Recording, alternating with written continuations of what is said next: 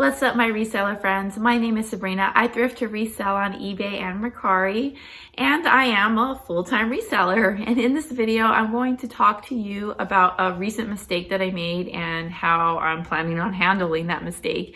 And then I'm going to show you some of my recent what solds from the last week. I did cherry pick a few items that I wanted to show you. They all have a reason. There's maybe something special about them or just something that's worth mentioning. So for February, it's been a really great month for me so far. I'm actually doing way better this month than I did last month. I don't know if it's just all that hard work I've put in the last couple months that is just paying off now. Or also, I think that a lot of people's sales are just up right now. I think a lot of people are out there spending money again. In January, my theory of the reason why January is kind of weird is because people have New Year's resolutions, right? That they want to stop spending money. But once January ends, people kind of like break those resolutions and start spending money again. So I think that that could have something to do with why this month has just been a little bit better. I don't know. COVID numbers have dramatically dropped. So I think people are just coming back alive again. And I'm just really excited. I think that 2022 is going to be a great year. It's going to be way better than the last couple of years. And I think that our reselling businesses are going to start to really pick up coming into spring and summer. I think it's just going to be awesome. So if you're feeling discouraged, if your sales are down, don't be discouraged. I know as long as you're working hard and you're continuing to work at it and you're listing a lot and as much as you can and you're working as hard as you can, you will be successful. So just stay encouraged and know that this year is going to be a great year. So let's just go ahead and jump into this video. I'm going to jump onto my computer. I'm going to Zoom with you and I'm going to show you my what solds. So the first item I have to show you is this lot of 2 audiobooks. Now there's 2 reasons why I'm sharing this with you. The first reason is because I want to show you that audiobooks can sell. I personally don't like listing them just because I find it kind of boring, but they do sell.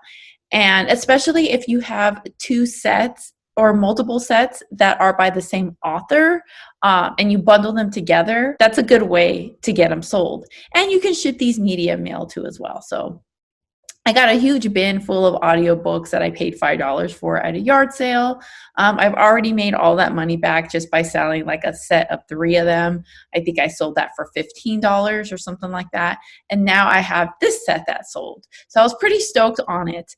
But the second reason why I'm sharing this with you is because I made a mistake. So I just want to explain to you how I handled it and why I handled it the way I did. So the disc that's to the left, the one that has an R on it, that was missing a disc. So there's 5 discs, disc 2 was gone. I didn't see that because I did not do a good quality control when I was listing the item. I should have opened it up and looked closely. I always like to do a quality control too before I ship. So I'm glad that I did and I double checked because there was a disc missing and that really sucked. So what I did was I messaged the buyer and I just apologized and I let him know that there was one disc missing, but that what I was going to do for him was I was going to give him a full refund, but I was still going to ship the set to him. And to me, I felt like that was worth it. It was better than canceling it. I'd rather pay that $3.19 that's going to cost me to ship it than to have to deal with hurting my eBay store in any way. So it was just worth it for me to still ship it out to him. And not only that, I felt like it was just the right thing to do because it was good customer service. I don't like to give like partial refunds and stuff like that to buyers after something's already shipped. And I feel like they're trying to keep their item and get a refund. But because this was my mistake, I felt that I needed to do that. And the buyer was pretty happy with it. He did say he was disappointed, but that he appreciated that I was still going to send it to them. So there you go. Now I don't really have to worry about getting that negative feedback. I really don't think he's going to leave it. If anything, I think it's going to get me positive feedback. So I still have a transition within my eBay store as if something, still sold with tracking numbers and feedback and everything. and not having any sort of like negative like cancellation or possible negative feedback. So that's why I handled it the way I did. It was just $3.19 to ship. I was happy to do it. Actually, I take that back. I was not happy to do it, but you know what I mean. Next is this lot of little girl shirts. Now, this is so hard for me because these were my daughters and memories. It's so hard for me to let go of things sometimes. I'm such a hoarder, but my daughter does not fit into these. She's outgrown them. What am I going to do with them? I threw them on eBay as a set for $12.99 free shipping, and they sold. What a great way to make a couple of extra bucks, right? Next is a DVD that I did buy a huge lot off Facebook Marketplace. I've talked about it on a couple of my videos where I bought 500 DVDs for $100, and this was one of the DVDs that sold for 50 bucks. So the reason I'm showing this for you is because this is definitely a bolo. Look out for these like wrap type DVDs. Next is a vintage set for babies. So it's a 2-piece with these cute little bunnies. I actually have noticed that vintage baby clothes aren't doing as well for me as they used to. They do still sell, but I feel like the demand just isn't really where it used to be right now. But look, it's still making money. It sold for $18 free shipping. I can't remember how much I paid for this. Like, this is one of the items that I picked up when I still lived in Colorado. So I picked it up during the summer and I brought it with me to California and I listed it here. So I really don't remember what my cost was on this, but I feel like it was really, really cheap. So I am still picking up vintage baby stuff when I see them, but I'm just not posting them for as high a price as I used to. So I am adjusting to the supply and demand. Next is this ladder that goes to a pirate ship, and it is a Lego piece. Now, I was at a yard sale last weekend, and there was this one kid that was selling his Legos. He had a huge, like one of the huge bins full of Lego toys, and he said it was either $200 for the whole bin, or if I wanted to fill up a little baggie, I could fill up the bag. Well, it wasn't a baggie. It was like a gallon size Ziploc bag. I can fill that up for $5. So I went through the route of filling that bag up, because what I did was I went through and picked out all the minifigures and I filled up half the bag full of minifigures. And then after I found all those, I was like, well, I got to fill up the bag, right? So I filled it up with random little pieces that I thought might sell, and this is one of them. So this sold, actually didn't sell for $10. I did accept an offer on this for $8, but it was so easy to post and easy to ship. I just threw it in a bubble mailer, like the same ones that I use to ship out DVDs. And yeah, it was just really easy to sell this item. Next is Doc Martens. Now they were used, but they were in really, really good condition. Like, they looked almost new. So I always pick up Doc Martens. There has never been a time where I wasn't able to sell a pair of Doc Martens. Every single Doc Marten I've ever listed has always sold. But the thing that sucks for me is I love Doc Martens. Like, those are my favorite shoes. Like, I wear them all the time, but I never find them in my size. Anyways, this sold for $100 plus the cost of shipping. The funny thing about it is somebody had sent me an offer for it. I forget what the offer was, but they were trying to get like $30 off or something. And I counter offered, but then somebody just came in and bought it for full price. So I was like, I'm so glad I didn't accept that offer. Next is a DVD set of the Chronicles of Narnia. Now, this isn't the Disney version. This is the BBC version. Anytime I see DVDs that say BBC, I always pick them up because they always do decent. I mean, look at $12, free shipping. That's not a lot of money.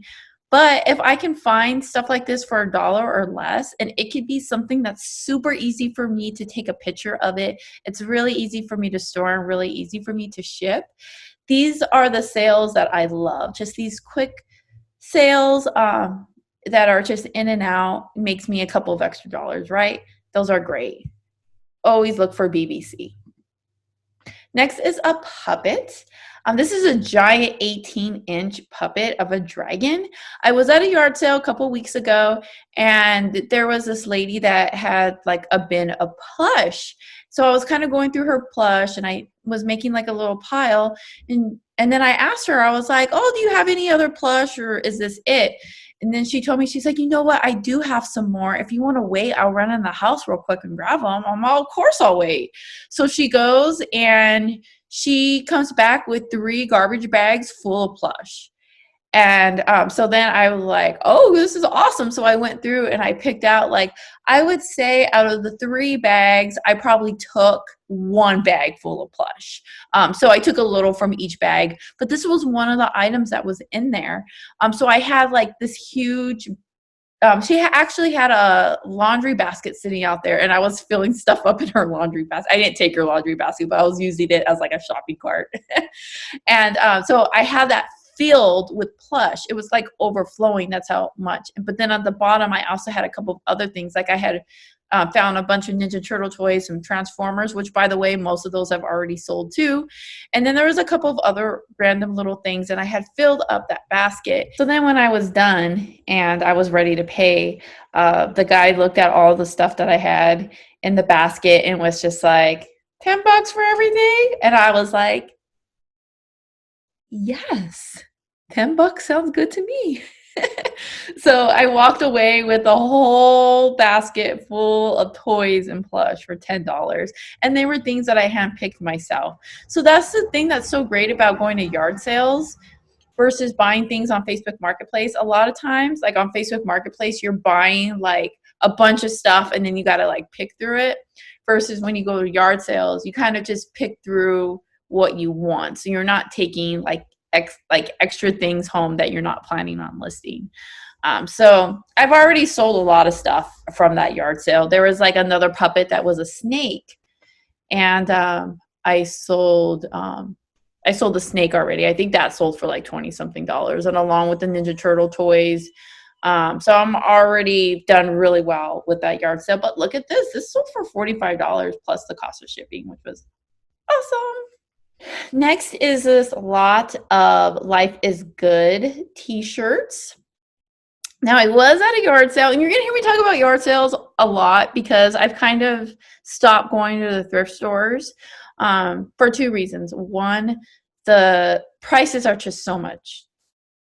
Thrift stores here are just expensive. And there's just yard sales galore where I live, like every weekend. I don't even have to find one online. I could just start driving around and I'll find tons of yard sales. It is yard sale heaven here where I live. So I'm like, why should I go to the thrift stores if I can just be getting all of my stuff at yard sales? It's way cheaper. And the less money I'm spending on my cost of goods, the more profits I'm making. And I just find great things. So I'm just really happy with doing it this way. So everything, pretty much most of the things you're going to hear from here on out on my channel are probably going to be yard sale stuff. But I was at a yard sale, and there was just like a whole bunch of t-shirts lying on the floor. And I just love those. I love when I see clothes just thrown on the floor at a yard sale because most of the time they're really cheap. So at this yard sale, they were 50 cents a piece. And there was a lot of really good stuff in there. A lot of graphic tees. And I'm really, really big on graphic tees. I love selling them. So there was like some band shirts. I found this really cool, like, I don't know how vintage it is. It's probably somewhere from like the 2000s, so it's not that old. But it was like a Blink-182 show, and like the t-shirt was like for like their San Diego show or something. So that was really cool. I found a bunch of Harry Potter t-shirts, a lot of Disney park stuff. So I was really happy with the t-shirts and stuff that I was finding at this yard sale. But I did get these Life is Good shirts, and I knew that they had stains, and I knew that they didn't look good. But I know that Life is Good is a really popular brand. And I felt like even though it had stains, that someone would still buy them. So because they were only 50 cents a piece, I grabbed them and I bundled them together. And I didn't put much effort. Like, I washed them, of course, with all the rest of the clothes, but I didn't go through the effort to like steam them or, make them look nice and stuff. I just took a couple quick pictures and, I let them know. You can see here in my title, I put with flaws for DIY. And then also here, all 3 t-shirts have flaws, stains, tiny holes, and fading.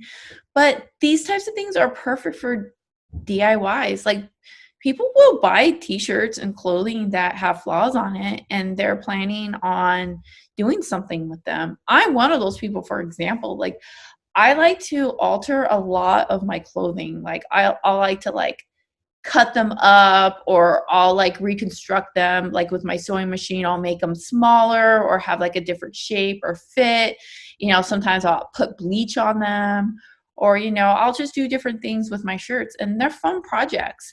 So like, if there's a shirt that I really wanted that I saw online, it was super cheap because there was a flaw, I would still buy it, because I'm like, I could still do something with this shirt to make it look really awesome that camouflages that flaw, or maybe even the flaw makes it look better. So that is why I don't have problems picking stuff up like this. Now, if these were just like generic shirts or something that no one wanted, then that'd be a different story. But this is a brand that people do like. Oh, so I accepted an offer on them. I had them listed for $15 plus the cost of shipping. They did fit into a flat rate padded priority mail envelope. Somebody sent me an offer for $12 plus shipping, and I took it. Next is this M&M shirt. This actually came from that same yard sale as the previous t-shirts. This sold for $25 plus the cost of shipping, which was really good. It looks vintage, but it really is just from 2011. And but I did know that there's a lot of controversy going on with M&Ms right now, and I just thought that maybe it may sell. I just didn't really know. But after I got home and I looked it up, I did see too that the comps on this shirt was really good. And it was like the comps were way higher than your average M&M shirt. So I honestly just got lucky with this. I just saw a graphic t-shirt. I saw a red M&M. It was 50 cents. I grabbed it. And that's why a lot of times when clothing are 50 cents, I'll just buy like a lot. I'll buy whatever if I think there's a chance it could be worth something. Because if I come home and it turns out that it's not, at the end of the day, that was 50 cents, right? Not a big deal. It goes back in my bag. And the next time I go to a thrift store, I drop that bag off at the thrift store. So I'll recycle those clothes. There's more to gain than lose when it comes to stuff like this. And they're great learning experiences, right? Next is this Nick Jr. favorites. Now, normally Nick Jr. doesn't do as well as Nickelodeon. Nickelodeon does really well, but there was just something about this disc that had pretty good comps. This also came from the same lot that I was talking about earlier, the 500 DVDs for $100. It came from that. Funny thing about it is, like, this was one of the first DVDs that I grabbed from that lot when I went to start listing. I was like, oh, we're starting off strong with the first DVD. This one's worth $25. But yeah, I was really happy with this sale. So whatever you see the Nick Jr.'s, I would always look those up first. Nickelodeon is way better. But there are those things where if you're able to look them up, you should. But if you find them for super cheap at a yard sale for like $1 or something, just grab them. And the Nick Jr.'s also do really good. Like, if you bundle them together, like if you find like 10 Dora the Explorer movies and bundle them together, those will sell. Dora herself doesn't really do so well. Same thing with Blue's Clues. There's just a lot of them. They do better if you bundle them together. But I would absolutely check comps first if you're able to. All right, so I want to talk about this one. So I accepted an offer on this lot of Ken doll clothing. I think I had it listed for $13 and someone sent me an offer for $10 and I accepted it. And then time just went by and they weren't paying for it. It just sat there. And I know this is a really popular thing that comes up in the reseller community. It's like, how long do you wait until you cancel an order when someone hasn't paid? And I want to tell you what I do is I normally hold out for a while. Like, I give them at least a week. I don't bug them. I feel like, okay, they're going to pay me, but let's just say like 3 or 4 days go by and I don't hear from the buyer. Like sometimes buyers will message me and be like, yeah, I just, is it okay if I pay this on Thursday or Friday? And I always respond like totally fine. And I'm glad that they reach out to me and tell me, that way I at least know that they're going to pay me and that they're not just ghosting me. So I don't have a problem with that, because everyone that's always bought something from me and then said that they were going to pay always has paid. Like I've never had an issue where they didn't. So if I sell something to someone and I'm waiting for payment, I'll give them a couple days. And then if I don't hear from them, I'll send an invoice. And then I will send them a private message and I'll just let them know, if you're still interested in this item, I'm happy to wait a little bit longer for payment. I'm totally fine with that. And I'm also fine with canceling the order. Please just let me know what you want to do. And I leave it at that. So that's what I did with this one. And they didn't respond, but they paid. Now, this was like a week later, like over a week after I had been waiting for a payment. They paid. But not only did they pay, but they also bought this one. And this one was $11.99, and they just paid full price for it. They didn't send me an offer or anything. So I was like, okay, see, sometimes it pays to be patient. So my patience really did pay off in this situation, because not only did they pay, but they also bought something else, and I was able to combine shipping. So that was really awesome. So I know we're all different, but if you're asking me like my opinion on when it comes to buyers paying and how long to cancel, I say give them at least a week. And also try reaching out to them before canceling, because sometimes, most of the time people pay. It's really rare that I have to just completely cancel and relist an item. I just play the waiting game. It's not a problem for me. I don't mind. Next is this lot of Barbie pajamas. So they're like nightgowns for Barbies, right? So it was a set of two. They were kind of faded, especially the white one on top. That one was really faded. And I was thinking of not listing them, because I was just like, I don't know too much about them. They're not in the best condition. But then I had a change of heart, and I was just like, I'm just going to throw these on there and list them for $10 and see if anyone wants them and buys them. And someone bought them for $10. This is a Snow White pop-up book. It's kind of cool because it has like one pop-up page, and then at the bottom, like you can see like right here, it's like a little book. Kind of cool. This one was from the 90s, I believe. Thought it was super cute. Sold for $15. So now that I sold this book, I know that I'm going to be keeping an eye out for pop-up books. I may not always buy them, but if I see them, I may look up comps on them and see, especially like if they're in good condition. This one was in really good condition. I believe it belonged to a collector, not a child. Next is this little boy's shirt, No Fear. This was really popular when I was a kid. A lot of the little boys wore these. I feel like this one in particular had to have either been from like the 90s or early 2000s. This one, I had it listed for $15. Someone sent me an offer for $13. I accepted it. This is like one of those rare pieces I actually did buy at a thrift store. I think I paid $2 for the shirt. But the reason why I'm showing this to you is because a lot of resellers will tell you that kids' clothes don't sell, but I would have to disagree with that, because I always have luck selling kids' clothes. And the great thing about it is it's really rare that I see other resellers looking at kids' clothes. So I like that there's not like too much competition, and maybe I'm kind of shooting myself in the foot talking about this, but here I am anyways. So yeah, kids clothes, I love selling them. I won't just list any kids clothes. So there's got to be something that I feel like is unique or special about it, or vintage. Next is this women's golf dress. This one also came from a thrift store. I think it was the same day I bought that No Fear shirt. I paid $5 for this. See, at a yard sale, I would have paid $1. But yeah, $5. It still made me a profit. It sold for $40 plus the cost of shipping. So this is a dress that's for tennis.